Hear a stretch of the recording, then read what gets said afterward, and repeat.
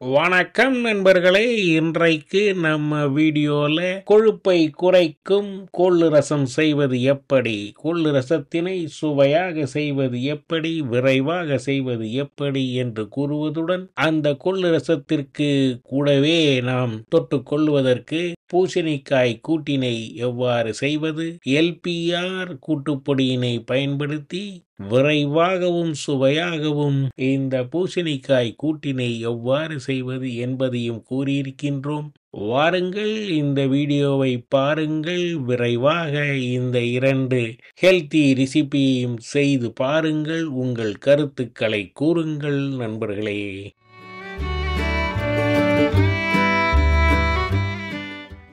இன்னைக்கு நான் ரசம் வெரைட்டியில் ஒரு முக்கியமான ரசம் பற்றி சொல்ல போகிறேன். உங்களுக்கு எல்லாம் தெரிஞ்சிருக்குன்னா இருந்தாலும் என்னோட மெத்தடில் அந்த ரசம் நான் எப்படி பண்ணுறேன்றதை உங்களுக்கு சொல்கிறேன். ஒன்றுமே இல்லை, அது மருத்துவ குணம் நிறைந்த கொள்ளு ரசம். இந்த கொள்ளுன்றது ஹார்ஸ் கிராம்னு இங்கிலீஷில் சொல்கிறது. இந்த கொள்ளு கிராமத்துலலாம் அடிக்கடி யூஸ் பண்ணுவாங்க. இப்போ இதை நான் எவ்வளோ சேர்த்துக்கிறேன்னு பாருங்கள். 1 2 ஒரு 3 ஸ்பூன் கொள்ளு சேர்த்துக்கிறேன். இந்த கொள்ளெல்லாம் நான் என்ன பண்ணுறேன்னா வறுத்து பொடி பண்ணி பண்ண போகிறேன். இந்த வறுக்கிறதுக்கு வேண்டிய சாமான்கள் என்னென்னன்றதை காட்டுறேன். கொள்ளுக்கு ஒரு 1.5 ஸ்பூன் தனியா போட்டுக்கிறேன். வறுக்கிறதுக்கு 1.5 ஸ்பூன் தனியா, 1 ஸ்பூன் கடலைப்பருப்பு போட்டுக்கிறேன். மிளகு ஒரு 1/2 ஸ்பூன் போட்டுக்கிறேன். ஜீரா ஒரு 1/2 ஸ்பூன் போட்டுக்கிறேன். இதுதான் வறுத்து அரைக்க வேண்டிய சாமான்களுக்கு தேவையானது. வழக்கம் போல் ரசத்துக்கு ஒரு சிறிய எலுமிச்சங்காய் சைஸு புளியை ஊற வச்சு வச்சுருக்கேன். அதை கரைச்சோன்னா ஒரு 250 ml கரைச்சி வச்சுக்கலாம். 4 பேருக்கு செய்கிறேன். நான் சுமார் 4 பேருக்கு தேவையான ரசம் செய்கிறேன். இந்த கொள்ளோடு சேர்த்து பூண்டும் போடுறேன். பூண்டு போட்டு சேர்த்து அரைச்சோன்னா அந்த டேஸ்ட்டு ரொம்ப நல்லாயிருக்கும். கொள்ளோட ரசத்தை இன்னும் நல்லா டேஸ்ட்டை என்ஹான்ஸ் பண்ணி காட்டும் இந்த பூண்டு. இதுதான் இதுக்கு தேவையான பொருட்கள். வறுக்கும் போதே கொஞ்சம் கருவேப்பிலையை ஆட் பண்ணிக்க போகிறேன். கருவேப்பிலை வறுக்கும்போது போடுறேன். அதை இங்கே வச்சுக்கிறேன். கருவேப்பிலையை போடுறேன். ரசத்துக்கு முதல்ல ரெடி பண்ணிட்டுடுவோம். அப்புறம் இந்த சாமான்களை வறுப்போம். பெருங்காயம் உண்டா? அதுக்கு பெருங்காயம் போட்டுக்கலாம், கொஞ்சமாக போட்டுக்கலாம். எப்பயுமே இந்த அரைச்சி விட்ட ரசத்துக்கெல்லாம் பெருங்காயம் கொஞ்சமாக சேர்த்தா நல்லாயிருக்கும். அதனால் கொஞ்சமாக போட்டுண்டா போகிறோம். அந்த ரசத்துலேயே பெருங்காயம் போட்டுக்கலாம். ரசம் ஜலம் கரைக்கிறோம் இல்லையா, அதுலேயே பெருங்காயம் போட்டு கொதிக்க விடலாம். இதுதான் இதுக்கு தேவையான பொருட்கள். ரொம்ப சிம்பிள். இந்த கொள்ளு ரசத்தை 2 டைப்பில் பண்ணுவாங்க. ஒன்று வேக வச்சு கொள்ளு பருப்பை வேக வச்சு பண்ணுறதும் உண்டு. இது உடனடி ரசம் அப்படின்னு பண்ணோன்னா, இந்த மாதிரி பொடி பண்ணி பண்ணோன்னா குயிக்காக பண்ணலாம். வேக வச்சு பண்ணுறது என்னென்னா, நல்லா கொள்ளு கொஞ்சம் வேகிறதுக்கு டைம் எடுத்துக்கும். ஒரு கிட்டத்தட்ட 1 மணி நேரம் கிட்டத்தட்ட கொள்ளை ஊற வச்சோன்னா ஒரு 4-5 விசிலில் கொள்ளு வேகும். அதுக்கு பதிலாக இந்த மாதிரி பொடி பண்ணி சேர்த்து பண்ணுறதும் உண்டு. தனியாகவும் ரசப்பொடி மாதிரி கொள்ளோடு சேர்த்து பொடியும் பண்ணலாம். அதை பற்றியும் உங்களுக்கு டீட்டெயில் சொல்கிறேன் ஃபாலோவிங் வீடியோஸில். இப்போ வாங்க நேயர்களே, ரசம் பண்ண ரெடி ஆகலாம். நேயர்களே, இப்போ ரசம் பண்ணுறதுக்கு ரெடி ஆகிட்டேன். உங்ககிட்ட சொன்னேன் ஏற்கனவே நான் புளியை தண்ணியில் நல்லா ஊற வச்சு ஒரு 250 mlக்கு இதில் கரைச்சி வச்சுருக்கேன். அதில் நான் ஒரு தக்காளி பழம் அதையும் கட் பண்ணி அதில் போடுறேன். இந்த ரசத்தில் போடுறேன். இதில் தேவையான அளவு கருவேப்பிலை, ரசத்துக்கு தேவையான அளவு உப்பை போட்டு 1 ஸ்பூன் மஞ்சப்பொடியும் போடுறேன். ஸ்மாஷர் வச்சு இந்த தக்காளியை கொஞ்சம் கசக்கிக்கிறேன். தக்காளியை நசுக்கிண்டு ஸ்மாஷ் பண்ணிவிட்டு இப்போ அடுப்பில் இதை கொதிக்க விடலாம். அப்புறம் ரசத்துக்கு தேவையானதை வறுக்க போகிறோம். இப்போ எப்படி பண்ணுறோன்றதை பார்ப்போம். நேயர்களே, ரசத்துக்கு வழக்கம் போல் ஒரு 1/2 கரண்டி பருப்பு எடுத்து ஊற வச்சு வச்சுருக்கேன், துவரம் பருப்பு. ஏன்னா இது அரைச்சி விடுற ரசம்ன்றனால ஒரு அரை கரண்டி துவரம்பருப்பே ரொம்ப சஃபிஷியண்ட்டாக இருக்கும். ரசத்துக்கு அரை கரண்டி பருப்பு ஊற வச்சுருக்கேன். நேயர்களே, காரத்துக்கு தேவையான வரமிளகா ஒரு 3 எடுத்து வச்சுருக்கேன். உங்களுக்கு காரம் ஜாஸ்தி தேவைன்னா இன்னும் 2 மிளகா கூட போட்டுக்கலாம், உங்களுக்கு தேவையானது போட்டுக்கலாம். மிளகு இதெல்லாம் இருக்கிறதுனால 3 மிளகா போட்டுருக்கேன் நான்.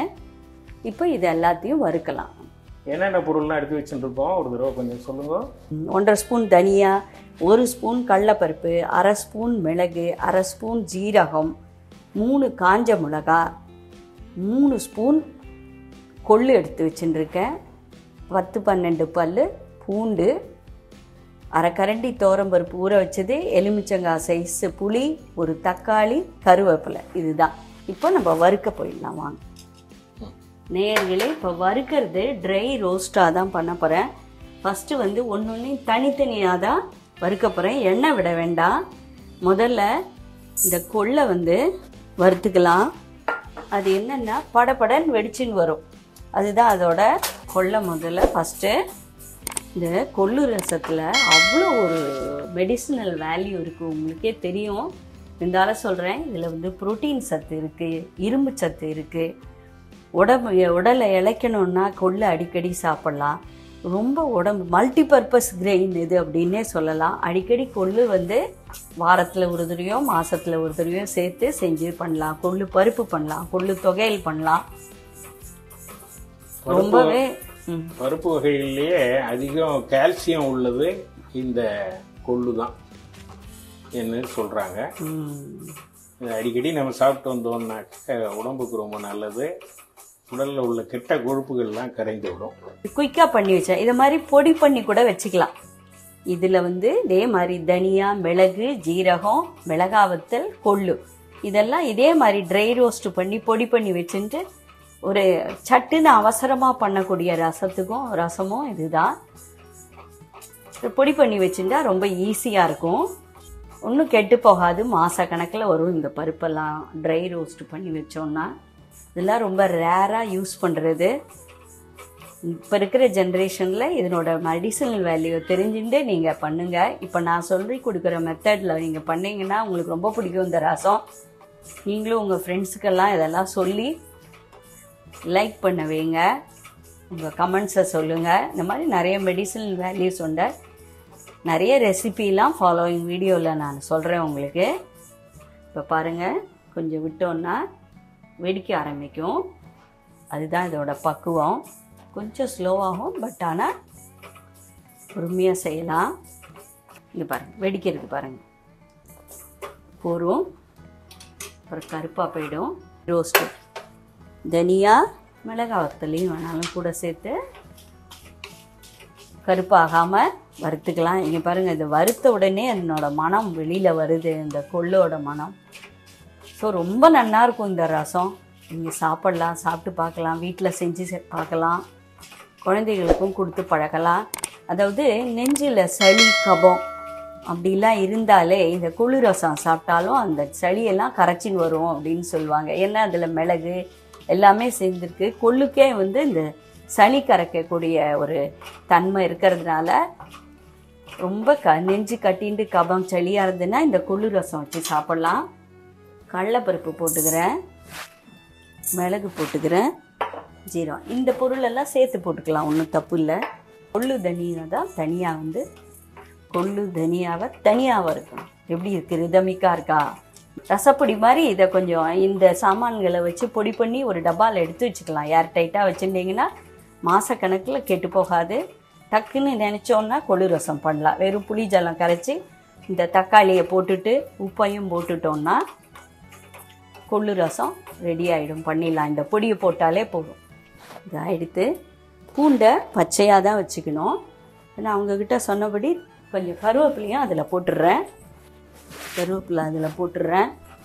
ஃபஸ்ட்டு இதை வந்து ட்ரை பவுடர் ஆறின பிறகு பொடி பண்ணின அப்புறம் பூண்டை அப்புறம் அதோடையே பச்சையாகவே பூண்டை சேர்த்து அரைச்சிக்கலாம். ரெடி ஆகிடுது இப்போ பருப்பு. ஸோ இதையும் ஆற வைக்கிறேன். ரசத்தில் புளி ஜலம் கரைச்சி வச்சுருக்கேன் பார்த்தீங்களா, அதை வந்து கொதிக்க விடுறேன். அறுத்து வச்சிருக்கிற பொருளெல்லாம் இப்போ பார்க்குறீங்க. இது அப்புறம் ஆறினோம்னா நம்ம அரைச்சிக்கிறோம். இப்போ ரசத்துக்கு இந்த புளி ஜலத்தை அடுப்பில் வச்சு கொதிக்க விடுறேன். புளி வாசனை போக கொஞ்சம் கொதிக்கட்டும். வறுத்த சாமான்கள்லாம் ஒன்றா போட்டு மிக்சியில் அரைக்க போகிறேன். இது நல்லா ஒரு 2 ஓட்டு ஓட்டின அப்புறம் பூண்டை அதில் போட்டு சேர்த்து அரைப்பேன். பச்சையாகவே பூண்டை போட்டு சேர்த்து அரைக்கிறேன். பாருங்க, ட்ரையாக பொடி பண்ணிட்டோம். இப்போ இதுலேருந்து இந்த பூண்டு பச்சையாக இந்த பூண்டை ஆட் பண்ணி அதில் ஒன்றா சேர்த்து அரைக்க போகிறேன்.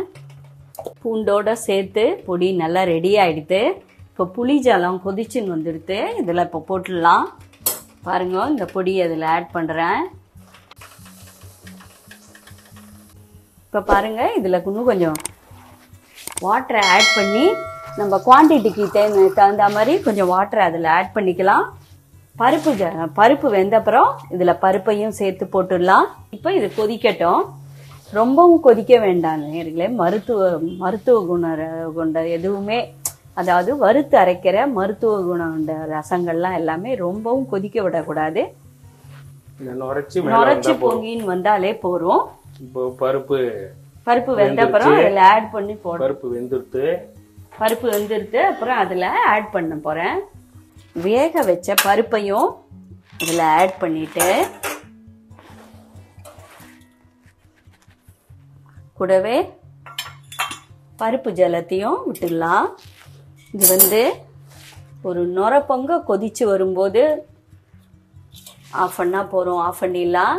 ஏன்னா ரொம்ப தலைய ரசம் கொதிக்க வேண்டாம். இது மருத்துவ குணம் இருக்கிறதுனால இதுக்கு ரொம்ப கொதிக்க வேண்டாம். வழக்கம் போல கேட்குறேன். உப்பு ரசத்தில் போடும்போதே நான் சொல்லிட்டேன். அந்த தக்காளியோட போடும்போதே தேவையான அளவு உப்பு போட்டுக்கோங்கன்னு சொல்லிட்டேன். இப்போ டேஸ்ட் பண்ணி பார்த்துக்கோங்க. உங்களுக்கு உப்பு தேவையாகும் போல இருந்துன்னா கொஞ்சம் போட்டுக்கலாம். புளிஜலம் அதில் தக்காளியை கரைக்கும் போதே அப்பயே நான் உப்பு போட்டுட்டேன். சரி. இதுக்கு பெருங்காயம் கொஞ்சமாக போட்டால் போதும். ரொம்ப தேவைப்படாது. மற்ற ரசத்துக்கெல்லாம் போடுற மாதிரி அவ்வளோ வேண்டாம். கொஞ்சமாக போடுறேன் பெருங்காய பொடி. இது தாளிக்கும் போது கூட போட்டுக்கலாம், அவசரம் இல்லை. நான் இந்த பக்கம் ரசத்துக்கு தாளிப்பு ரெடி பண்ணுறேன். எப்பவும் ரசத்துக்கு தாளிக்கிற மாதிரி தான் நெய்யை விட்டு தாளிக்க போகிறேன். அதில் கருவேப்பிலை போடுவேன். கொத்தமல்லியும் ஆட் பண்ணிக்கலாம். நெய் 1 ஸ்பூன் விட்டேன். கடுகு சேர்த்துக்கிறேன். இப்போ பாருங்கள், ரசம் அப்படியே நுரைச்சிண்டு வருது. இதுதான் இதோட பக்குவம். இதுக்கு மேலே அதை கொதிக்க விட வேண்டாம். இப்போ நான் ரசத்தை இது பாருங்கள், அப்படியே ஓரம்லாம் நுரைச்சிண்டு வருது. மேலே பொங்கி வரதுக்கு முன்னாடி இதை ஆஃப் பண்ணிடுறேன். இப்போ பாருங்கள், கடுகு தாளிக்கிறதுக்கு கடுகு போட்டேன். கடுகு வெடிக்க ஆரம்பிச்சிடுச்சு. இதில் கருவேப்பிலை போடுறேன். இந்த ரசத்தில் பச்சை கொத்தமல்லியை மேலே தூவி போடுறேன். பச்சை கொத்தமல்லி போடுறேன். நான் சொன்னேன் பார்த்தீங்களா, பெருங்காயம் இதில் இங்கே பாருங்கள் கொஞ்சோண்டு போட்டுண்டா போகிறோம். அதை இந்த தாளிப்போட சேர்த்துக்கிறேன். இதில் ஆட் பண்ணிட்டேன். பாருங்கள், ரசம் ரெடி ஆகிடுது. சுவையான அருமையான ரசம் ரெடி. வாங்க சாப்பிட்லாம். இதை டேஸ்ட் பண்ணி பார்த்துட்டு உங்களோட கருத்துக்களை எனக்கு எங்கள் சேனலில் மறக்காமல் தெரிவிங்க.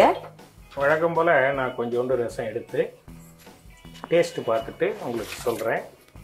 ஒரு சின்ன கப்பில் எடுத்துக்கலாமா? ஒரு கரண்டி எடுத்துக்கிறேன். அதில் இந்த ரசம் எப்படி இருக்குது அப்படின்னு பார்க்க போகிறேன். உப்பு உரப்புலாம் சரியாக இருக்கா என்னன்னு.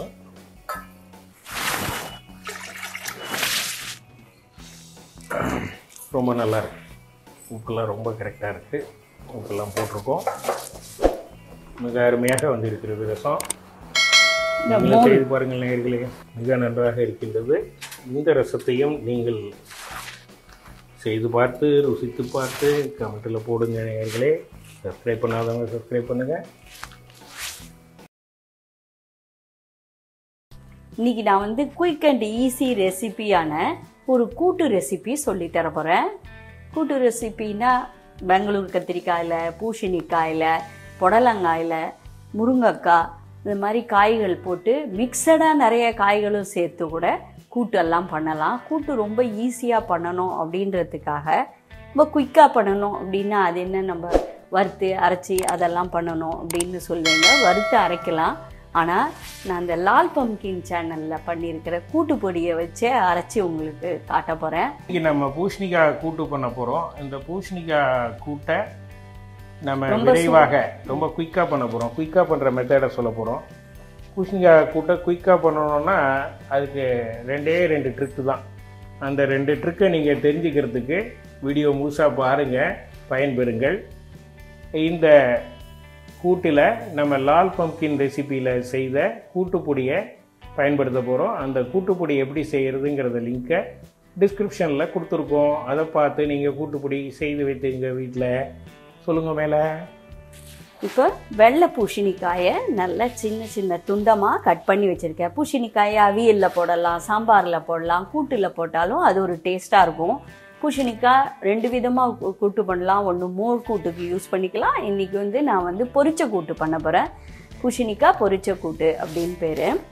இதுக்கு நான் என்ன பண்ணியிருக்கேன்னா, கடலை பருப்பையும் பாசி பருப்பையும் ஈக்குவல் அமௌண்ட்டாக எடுத்து ஒரு 1/2 hour ஊற வச்சுக்கேன். பாசி பருப்புன்னா ஊறவே வேண்டாம். பட் கடலைப்பருப்பு அதில் போட்டோன்னா அது ஒரு தனி டேஸ்ட்டாக இருக்கும். அதனால தான் நான் என்ன பண்ணேன், கடலைப்பருப்பை ஒரு 1/2 மணி நேரம் முன்னாடியே ஊற வச்சே வச்சுட்டேன். ஈக்குவல் அக்கௌண்ட்டாக பண்ணலாம். இப்போ இந்த ஒரு கப்பால் பாசிப்பருப்பு எடுத்துட்டோன்னா இதே ஒரு கப்பா, இது 3/4 கப்பு கடலைப்பருப்பு போட்டுக்கலாம், 1 கப்பு பாசிப்பருப்பு போட்டுக்கலாம். அதை ஒரு 1/2 மணி நேரம் ஊற வச்சுக்கலாம். எங்களுக்கு பருப்பு ரொம்ப ஜாஸ்தி தேவையில்லை அப்படின்னு நீங்கள் நினச்சிங்கன்னா நிறைய பூசணிக்காய் துண்டங்களை போட்டிங்கன்னா பருப்பை குறைச்சிக்கலாம். பூசணிக்காய் துண்டங்கள் கம்மியாக இருந்ததுன்னா அதுக்கு தகுந்த மாதிரி பருப்பு கூட சேர்த்துக்கணும். இது எத்தனை பேருக்கான கூட்டு? இது ஒரு 4 பேருக்கு காண்ற மாதிரி அந்த கூட்டு பண்ணுறேன். இதுக்கு தேவையானது என்னென்னா, இந்த மாதிரி ஊற வச்ச பருப்பு தான், துண்டமாக நறுக்கின பூசணிக்காய், இதில் ஒரு 4 டேபிள் ஸ்பூன் தேங்காய் துருவல் எடுத்து வச்சுருக்கேன். இந்த கூட்டுக்கே அரைச்சி விடுறதுக்கு தேங்காய் துருவல் போட்டு அரைச்சி விடுறதுக்கு. அப்புறம் இந்த ஈஸி மெத்தடில் பண்ணுறதுக்காக லால் பம்கின் கூட்டு பொடியை போடுறேன். இது ஒரு 2 ஸ்பூன் கூட்டு பொடி அதில் போட்டுக்கிறேன். 2 இல்லைன்னா ஒரு 3 ஸ்பூன் கூட போட்டுக்கலாம். 3 ஸ்பூன் கூட்டு பொடியை போட்டிருக்கிறேன். அதான் நேயர்களே. ஸோ இதில் எதுவுமே வறுக்க வேண்டியதே இல்லை. ஏன்னா இது ஆல்ரெடி வறுத்து அரைச்ச கூட்டு பொடி. இதனால தான் இந்த தேங்காயை போட்டு பண்ணுறதுனால ரொம்ப குயிக்காக ஈஸியாக பண்ணி முடிச்சிடலாம். இது ஒரு டெக்னிக் இருக்குது. எப்படி செய்யறதுன்னு பார்ப்போம் நேயர்களே. இப்போ இந்த பூசணிக்காய் கூட்டு செகண்ட் டெக்னிக் என்னென்னா, எல்லாமே ஒன்றா போட்டு வேக வைக்கிறது தான் ஈஸி. தனித்தனியாக வேக வைக்கிறதோட எதனால் இந்த பருப்பு ஊறினால ஒன்றை போல் வெந்து போயிடும்.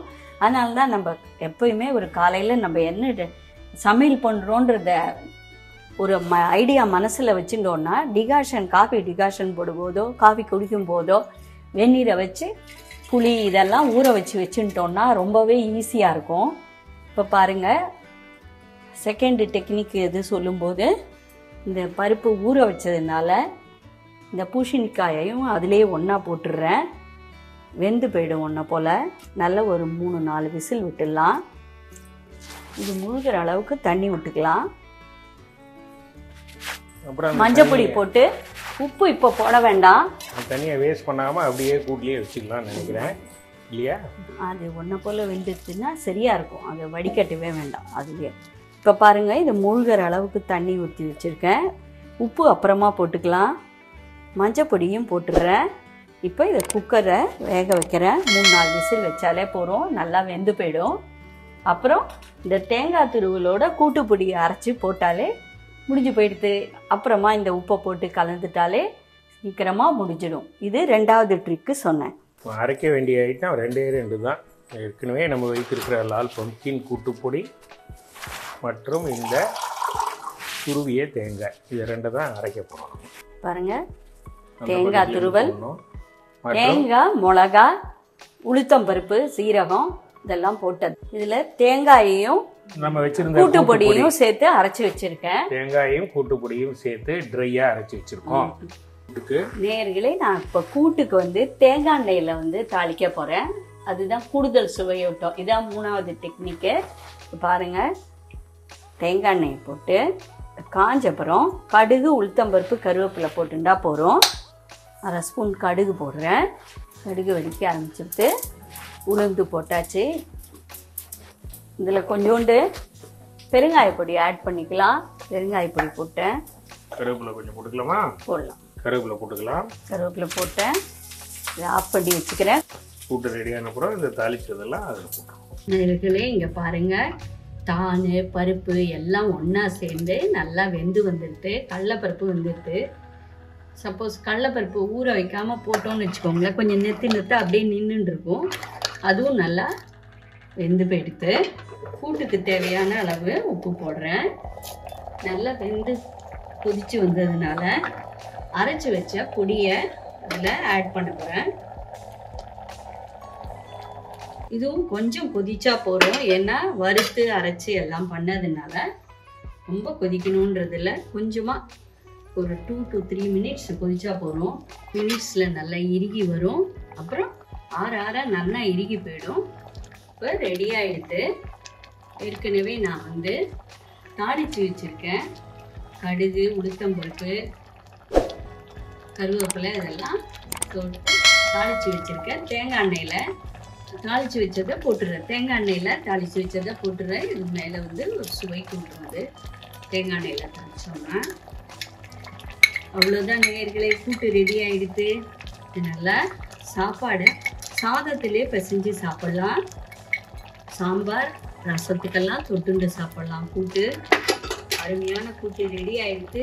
நான் சொன்னேன் இதே மெத்தடில், குயிக் அண்ட் ஈஸி மெத்தடில். இப்போ டெக்னிக்லாம் தெரிஞ்சுருந்தீங்கன்னா, ஃபஸ்ட்டு டெக்னிக் என்ன சொன்னேன், கூட்டுப்பொடியை யூஸ் பண்ணியே இது பண்ணோன்னா வறுத்துண்டெல்லாம் சமப்பட வேண்டாம். அடுத்த டெக்னிக்கு எல்லாமே ஒன்றா போட்டு வேக வைக்கலாம். கடலைப்பருப்பு போடுறதுனால அது ஒரு 1/2 மணி நேரம் அதை ஊற வச்சு போட்டு சேர்த்து பண்ணோன்னா ஒன்றா வெந்து போயிடும். இது 2வது டெக்னிக் சொன்னேன். 3வது டெக்னிக், இந்த மாதிரி குயிக் அண்ட் ஈஸியாக பண்ணுறதுக்கு இந்த கூட்டுப்பொடியை ரெடியாக கையில் வச்சுட்டோன்னா குயிக்காக முடிச்சுடலாம். பாருங்க நேயர்களே, அருமையான பூசணிக்காய் கூட்டு ரெடி ஆகிட்டு. இது மேலும் சுவை கூட்ட கொஞ்சோண்டு நான் 1 ஸ்பூன் தேங்காய் எண்ணெயை அப்படி விடுறேன். அதான் நேயர்களே சீக்கிரட் இதுக்கு.